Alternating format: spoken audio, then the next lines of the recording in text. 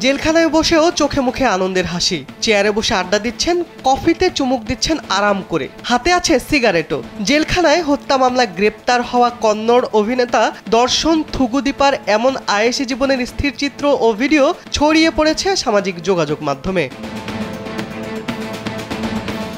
কয়েক মাস আগে হত্যা মামলায় গ্রেপ্তার হন অভিনেতা দর্শন। বর্তমানে বেঙ্গালুর কেন্দ্রীয় কারাগারে রাখা হয়েছে তাকে। সামাজিক যোগাযোগ মাধ্যমে ছড়িয়ে পড়া ছবি ও ভিডিও জেলখানার ভেতরে ধারণ করা। নেটিজেনদের কেউ কেউ বলছেন জেলখানায় জামাই আদরে আছেন দর্শন, কেউ আবার বলছেন কর্ণাটকে আইনের নামে চলছে রসিকতা। এই ঘটনায় বেশ সমালোচনার মুখে পড়েছে বেঙ্গালুরুর কারা কর্তৃপক্ষ। স্যান্ডেলিনা সো রূপচর্চায় আভিজাত্য। তাৎক্ষণিকভাবে সাময়িক বরখাস্ত করা হয় 7 অফিসারকে। শিগগিরই জেলারকে বদলি করা হবে বলে জানা গেছে ভারতীয় যোগাযোগ মাধ্যমে।